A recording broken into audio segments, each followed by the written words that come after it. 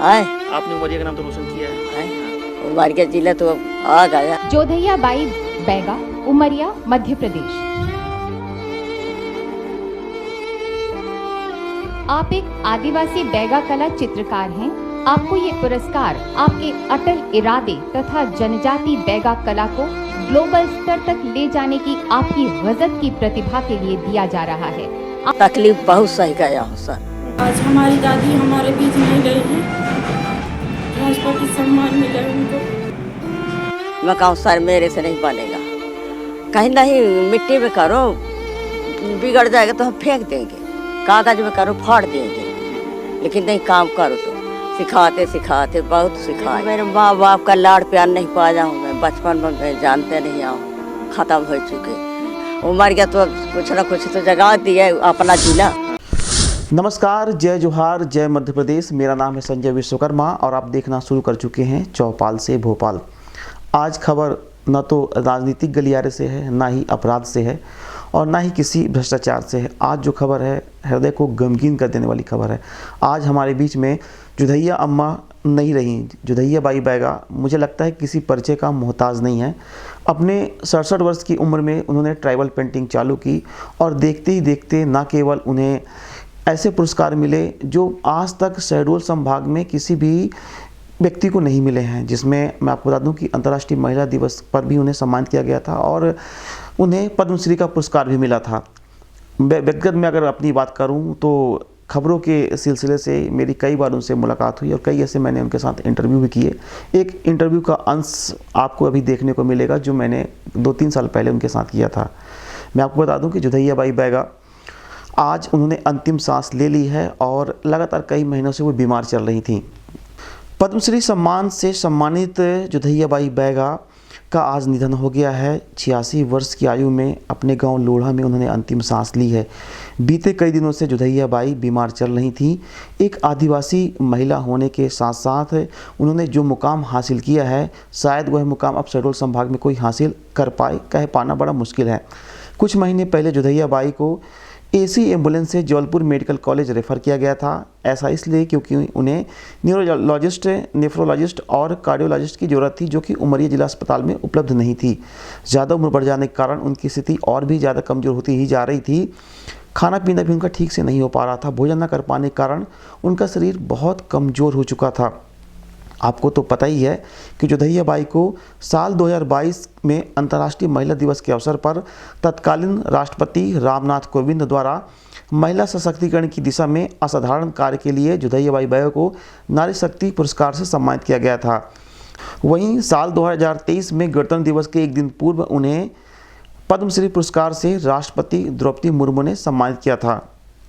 सुनकर और पढ़कर आपको तो ऐसा लगता होगा कि जोधैया बाई बैगा ने जीवन भर पेंटिंग सीखी होगी और जीवन भर पेंटिंग की होगी और उम्र के अंतिम पड़ाव में जब वो अनुभवी हो गई तो उन्हें ऐसे बड़े बड़े पुरस्कार मिले। लेकिन आपको जानकर आश्चर्य होगा कि जब जोधैया बाई बैगा का जन्म हुआ था उस समय काफ़ी जब वो छोटी थी, उसी दौरान उनके माता पिता उनका साथ छोड़ करके चले गए थे। जोधैया बाई बैगा के 3 भाई थे जिन्होंने मजदूरी मेहनत करके अपनी बहन को पाला, अपनी बहन की शादी भी की और अपनी बहन का घर भी बसा दिया। जोधैया बाई बैगा के पति 30 वर्ष की उम्र में ख़त्म हो गए। जोधैया बाई बैगा की उम्र काफ़ी कम थी।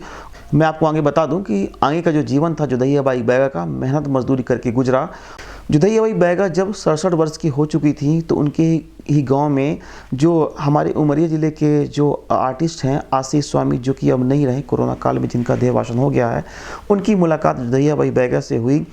67 वर्ष की उम्र में आशीष स्वामी जी को जोधैया बाई के अंदर एक पक्का कलाकार दिखा, एक आर्टिस्ट दिखा।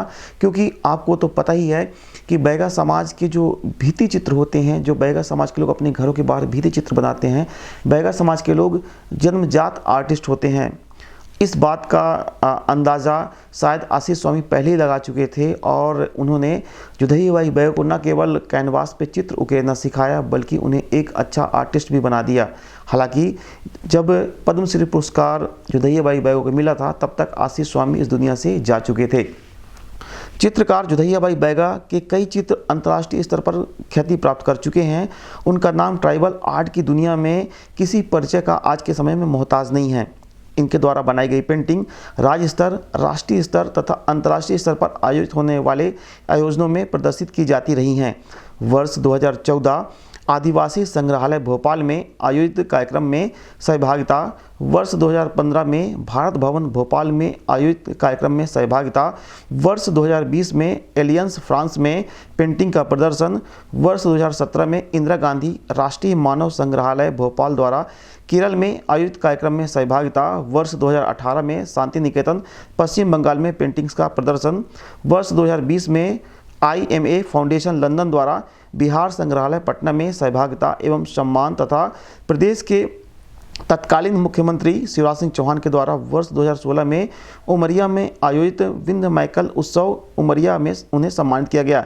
इसी तरह इनका राष्ट्रीय स्तर पर भारतीय परंपरागत आर्ट गैलरी के आयोजन में मिलान इटली में, फ्रांस के पेरिस शहर में आयोजित आर्ट गैलरी में तथा इंग्लैंड, अमेरिका, जापान जैसे कई बड़े देशों में इनके द्वारा बनाई गई बैगा जनजाति की परंपरागत पेंटिंग्स की प्रदर्शनी भी लग चुकी है। शांति निकेतन विश्व भारती विश्वविद्यालय नेशनल स्कूल ऑफ ड्रामा आदि रंग कार्यक्रम में शामिल हुई और सम्मानित भी हुई। मध्य प्रदेश जनजातीय संग्रहालय भोपाल में जोधैया बाई के नाम पर एक स्थायी दीवार बनी हुई है जिस पर इनके बनाए हुए चित्र आज भी आप आसानी से देख सकते हैं। मानस संग्रहालय में भी इनकी पेंटिंग्स शामिल हो चुकी हैं।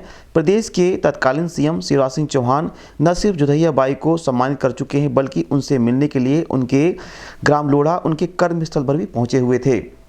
व्यक्तिगत अगर मैं अपनी बात करूं तो पत्रकारिता के प्रारंभिक दौर पर जब मैंने उन्हें जाना और उन्हें पहचाना तो काफ़ी नज़दीक से उन्हें देखने का मौका मिला और उनके साथ काम करने का मौका मिला। ऐसे कई मौके आए जब हम उनके पास इंटरव्यू के लिए जाते थे, लगता था ये क्या बोलेंगी, लेकिन जब वो बोलना शुरू करती थी तो रुकने का नाम ही नहीं लेती थी। आज जोधैया बाई बैगा हमारे बीच में नहीं है, लेकिन उनका नाम उमरिया जिले के इतिहास में सदैव अमर रहेगा, क्योंकि उमरिया जिला सहित इस शहडोल संभाग को अगर किसी ने पहला पद्मश्री दिलाया है तो वो हमारी जोधैया अम्मा थी। आज उनका देहवासन हो चुका है। पूरा उमरिया जिला जहां यह खबर पहुंच रही है, लोग गमगीन हैं।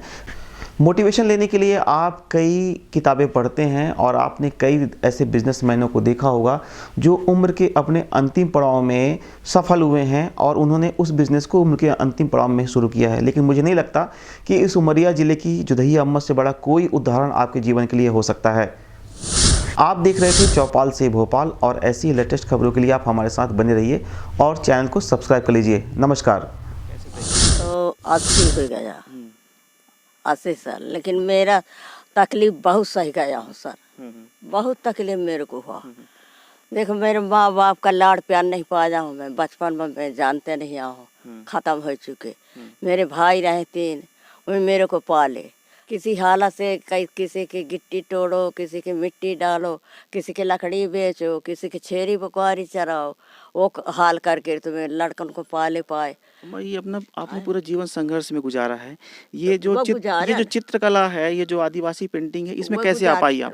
वो गुजार के रे अपना। फिर गुरु हमारे जब यहाँ उमर के शेर वहाँ के लोढ़ा देखिन तकलीफ तो कहीं जोधैया बाई तुम हमारे यहाँ काम करो। मैं कहूँ सर मेरे से नहीं बनेगा, कहीं नहीं मिट्टी में करो, बिगड़ जाएगा तो हम फेंक देंगे, कागज में करो फाड़ देंगे। जी। लेकिन नहीं काम करो तो सिखाते सिखाते बहुत सिखाए। जब कुछ सीख गए तो फिर भोपाल ले गए।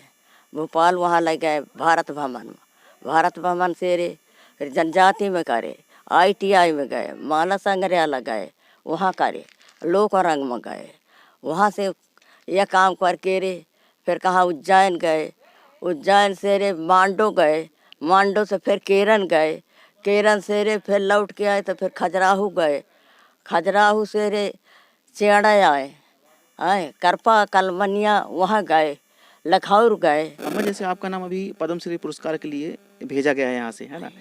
यहाँ से भेजा, कलेक्टर उमरिया ने भेजा है ना? क्या बोलेंगे इस विषय में आप? अब क्या बोलूँगा मैं, यही बोलूँगा कि मेरे को अब उमरिया तो अब कुछ ना कुछ तो जगह दिया है अपना जिला। हाँ। है आपने उमरिया का नाम तो रोशन किया है। उमरिया जिला तो अब आ गया।